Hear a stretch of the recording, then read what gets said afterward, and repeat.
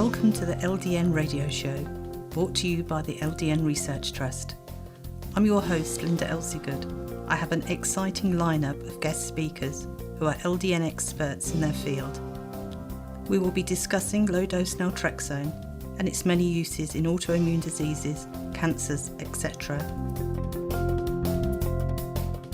Thank you for joining us.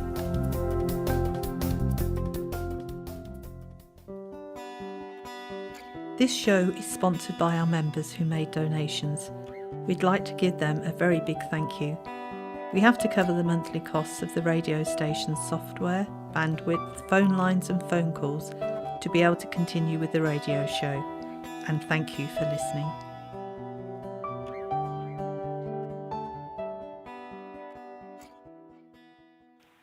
Today I'd like to welcome Wendy from Wales, who uses LDN for psoriasis. Thank you for joining us, Wendy. Thank you, it's a pleasure. Could you tell us, when did you first notice that there was something wrong with your skin? About 12 years ago, I'd noticed that I was sort of in my mid 40s, and I'd noticed that I got quite a lot of dry patches on my elbows and my knees. But I didn't think it was anything to worry about. But that's when it sort of started.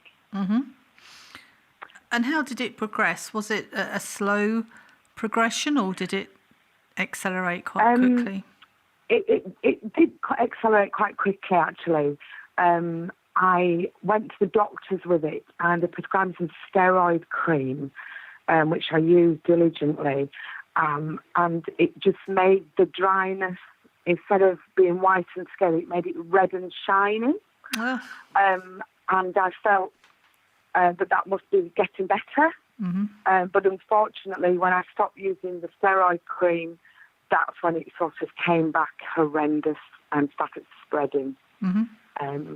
So I think I just kept going back for steroid creams, really, until after a while I just realised that this just wasn't the right treatment. It was very difficult to speak to the doctors about it.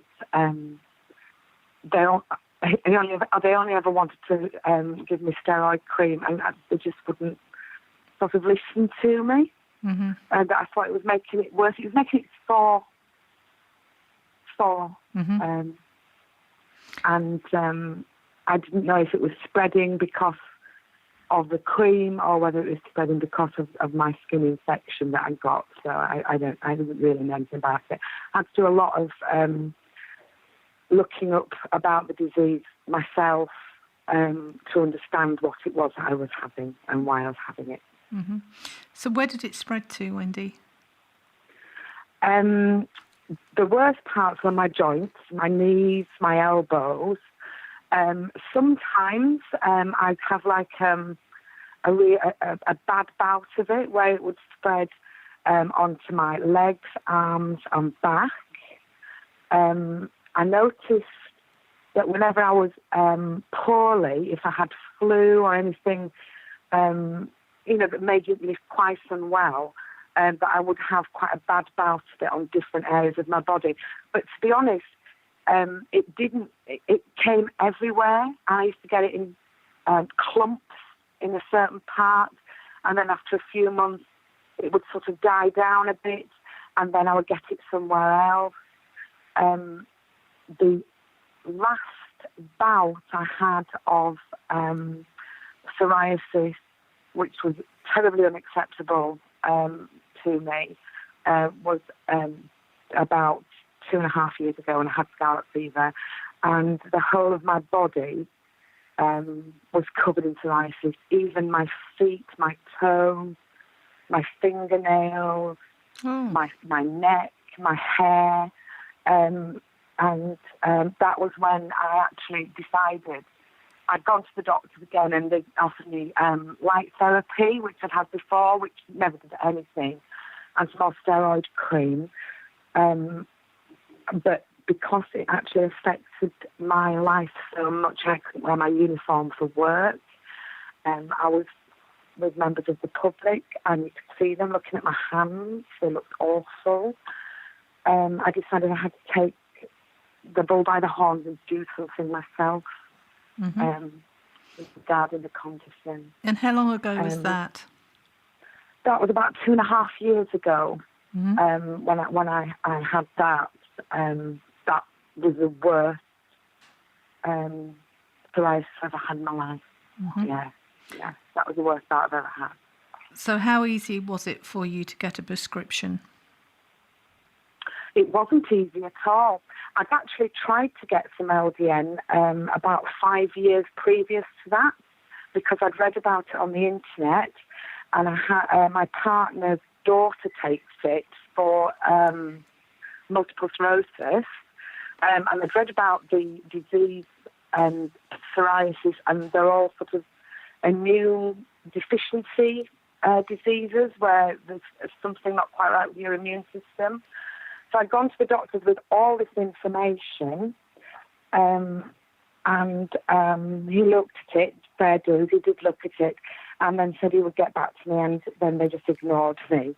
And I thought, well, I can't do anything about it without having my NHS doctor refer me, or at least confirm I've got this, this skin complaint. And I left it. Because it was, I could cope with it then. But when this happened, I couldn't cope with it.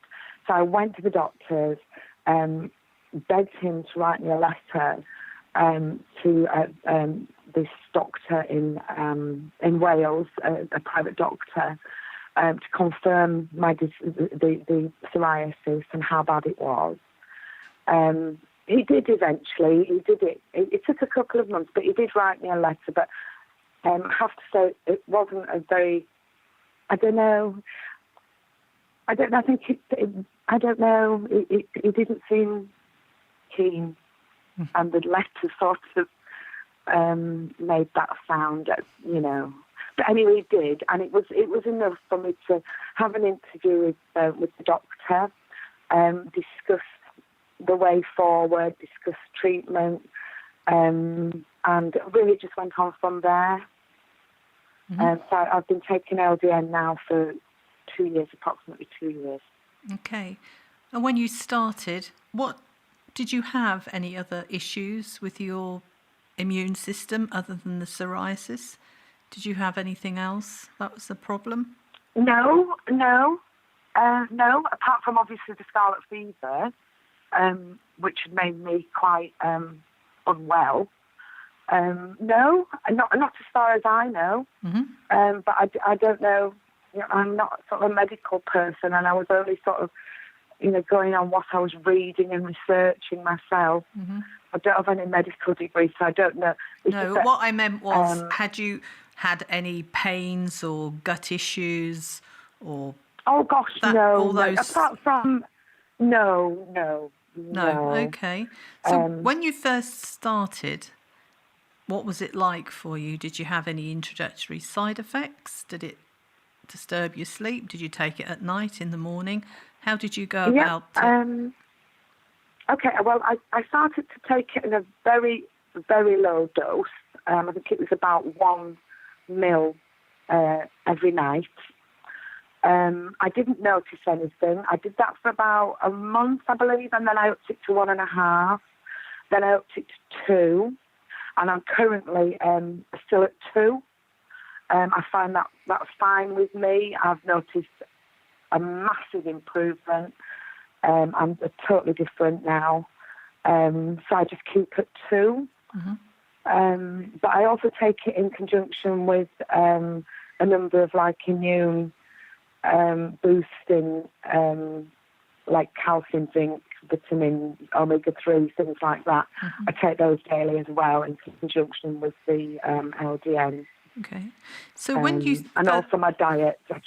Sorry. That's okay. When you started, what did you first notice on your skin?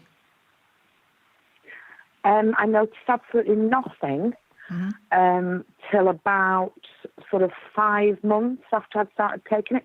We were discussing this with my partner. He said he noticed after 3 months that the psoriasis, which was at this time was all over my body, he noticed that it wasn't as red after about 3 months. But obviously, I just used to look in the mirror and all I could see was psoriasis. Mm-hmm. So I noticed an improvement in my skin texture and colour after about 5 to 6 months. I know I started taking it in the May, and at Christmas I noticed my elbows for the first time in about 12 years were soft. Oh, wow. They've been hard, but the skin has like regenerated itself. When you have a patch of psoriasis, it sort of scars your skin when the psoriasis, it doesn't go completely, but when the psoriasis dies down, I suppose that's the right word, it leaves like a scar on your skin of different coloured skin. And now my skin is more pink where those scars were. And,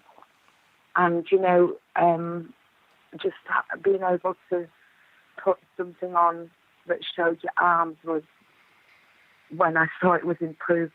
Do you understand what I'm saying? It was because it was so slow. Yes. And obviously all I saw was this huge lumps all over me. It took me a while to realise that it was actually working. So do you now have natural-looking skin? I still get bouts of psoriasis because if I'm ill again, with flu or just run down with a sore throat especially, I will still get my elbows will still go hard and quite scaly, but I do not get the itching, the cracking and the peeling of skin anymore. It's far more manageable, and it only affects those two areas, my elbows and my knees, that have had it for many years. But it is in no way, I mean, I can still go out with a short sleeve jumper on when I'm going through as like a psoriasis attack, if you like. It's certainly improved my skin no end. It really has. Well, that's amazing, isn't it? Well, that's fantastic. Well, it is, because I was so down with it. I mean, I think that's one of the things with psoriasis as well. I mean, I know it's like a skin thing, and, lots of people have far more worse things than that, but it sort of is your confidence it affects. You sat down somewhere, and you get up and there's flakes of skin falling all over. I mean, that is not a good look, and nobody, everybody noticed it. It's not just you that noticed it, having it. People do notice when you've got it, and anything to do with skin or visible imperfection like that, people tend to pass comment or look. It's something that's quite hard to live with. I saw a young boy in a restaurant, I think, and he was waiting on tables, and he had a short-sleeved shirt, and his arms and his fingers, he was covered with psoriasis, and his face, and he was only young. Yeah. And I know he would have been horrified if I'd have said something. But I would love to have told him about LDN, but I'm sure if anybody had mentioned anything, he would have died with embarrassment, because there was no way of talking to him privately, but I thought he didn't have to suffer. There was something out there that he could try. I do see people with it as well, and especially like people of my age with it. And I feel so sorry for them because, they're getting older, and then they get this damn thing, and it's like, it's just, you just think, thank you. But I don't say anything to them because, like you say, it's such a personal thing. Yes. It's not like, having a broken arm or whatever. No. It's a deeply personal confidence thing, and you've got to be so careful. But because people... It seems as though it would be as bad as to saying somebody, oh, you really smell. Yeah. Do you know what I mean? Yeah. You wouldn't say that to somebody, and to mention their skin is just as awkward to say if you can't do it privately. It's awful. But the results that I've seen on people with psoriasis have been, amazing. Not saying it's going to work for everyone. And I would say that most people tell me that there are some people that notice improvements quickly, but around the 6-month mark, it would seem that people have the best benefits. So that sort of fits in with what you're saying, really. Yeah, it definitely has improved massively. I mean, I was so scarred with it, and it has just so. I mean, I know that I probably can't stop taking it. I don't know. I would never. I don't know how to think about that later. I don't know how long you take it. Or No, well, it will only work while you take it. So while you're taking you stop it, and your immune system then would go back. Right. Well, I've been taking it for over 14 years, and I take it for MS, and there's no way I would ever stop taking it. No. So, but it's not as though it's a drug that has horrendous side effects. It's not damaging your organs, so it's nothing to worry about. I did try to take the tablets, but when I'd gone on holiday, I thought I'll take the tablets because it's much easier. You have to store it in the fridge, don't you, the medicine, because I take a liquid at the moment. And I was doing a lot of hallucinating. Now, I don't know whether that was with the flight and jet lag and the holiday, or whether it was the tablet. It shouldn't make any difference. I've gone straight back to the medicine, but I think it's probably just the flight. But no, I just wish that, GPs would look at the information. I've had no help. GPs don't seem to be, I know they've got such a lot, they've got to know generally everything. But I don't know how you suppose, I probably just waded in like a bull in a china shop, but I didn't really know how to approach it, apart from just saying, well, do you mind reading this, and think, I'm thinking about doing this, but I don't know. It would be nice if there was more information available that they would look at. Exactly. Well, we've got the LDN 2018 conference coming up in Glasgow, so hopefully we can get as many doctors to listen or join us. Yeah.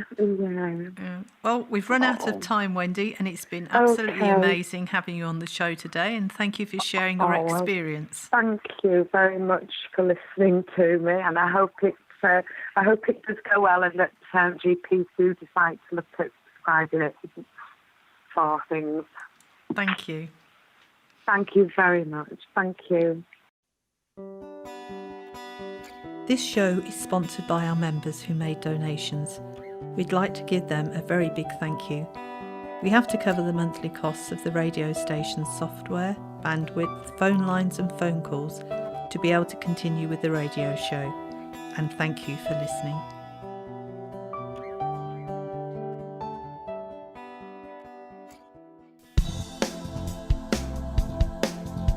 Any questions or comments you may have, please email me, Linda, Linda, at ldnrt.org.